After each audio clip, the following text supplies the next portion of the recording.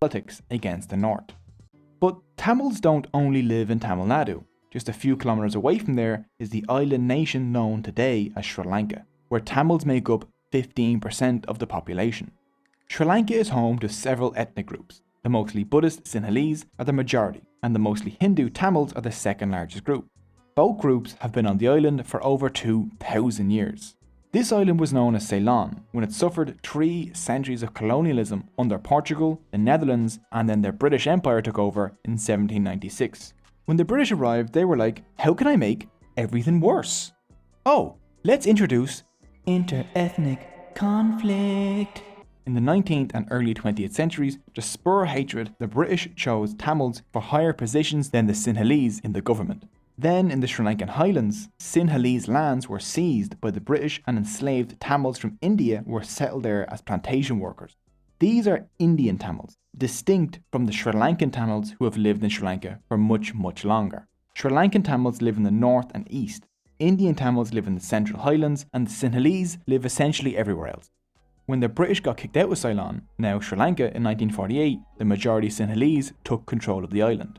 Sinhalese nationalism exploded, and soon anti-Tamil massacres swept the island in 1956, 1958, and 1977, which led to the formation of a guerrilla fighting group known as the Liberation Tigers of Tamil Eelam, better known as the Tamil Tigers.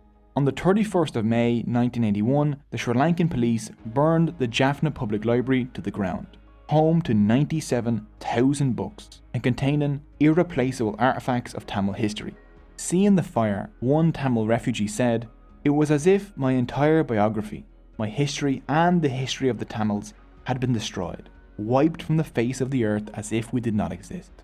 On July 23, 1983, the Tamil Tigers ambushed and killed 15 Sri Lankan soldiers, causing another anti-Tamil massacre to sweep the country in an event known as Black July. The Sri Lankan Civil War had begun.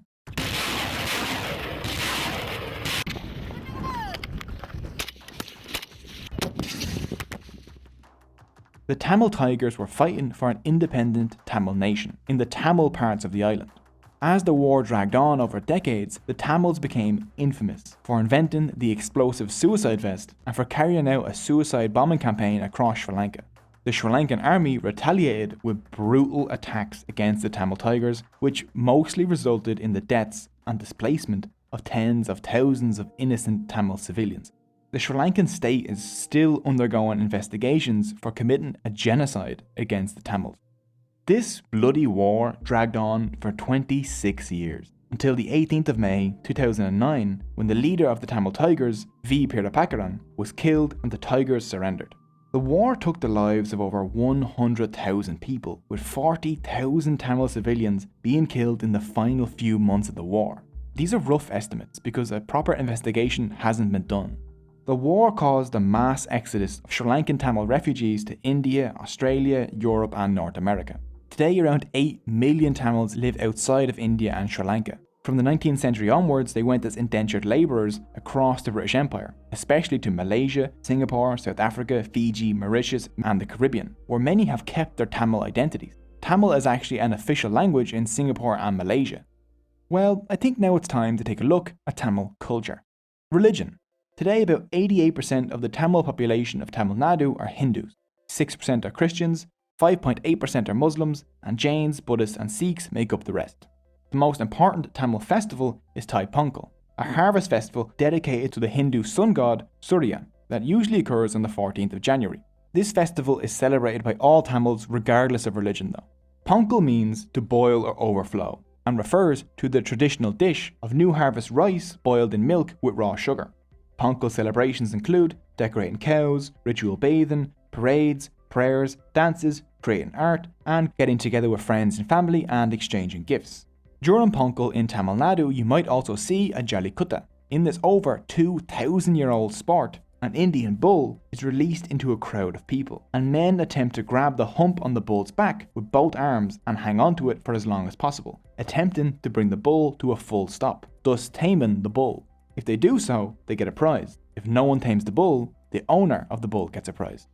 There have been many attempts to ban this sport in recent years, which has caused massive popular backlash. Another interesting Tamil holiday is a May festival for the god Aravan, who is worshipped by transgender people called Terunar in Tamil. At this annual festival at Kovakam, you'll see ceremonial marriages between festival goers and the god Aravan, along with beauty pageants and dances hosted with the support of the Tamil Nadu government.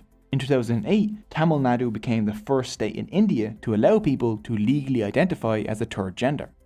Arts.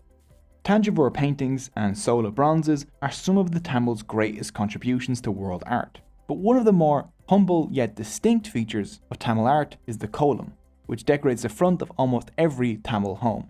These are geometrical and floral designs made of rice flour. Each day the kolam is crafted by women and then erased the next morning to make room for a new one. Today in Tamil Nadu, huts to 5-star hotels will all have a kolam. One of the most treasured pieces of Tamil literature is the Tirukural by Tiruvulluvar, which has its origins in the Sangam period but was finalised a few centuries after. This is a masterpiece in ethics and living well.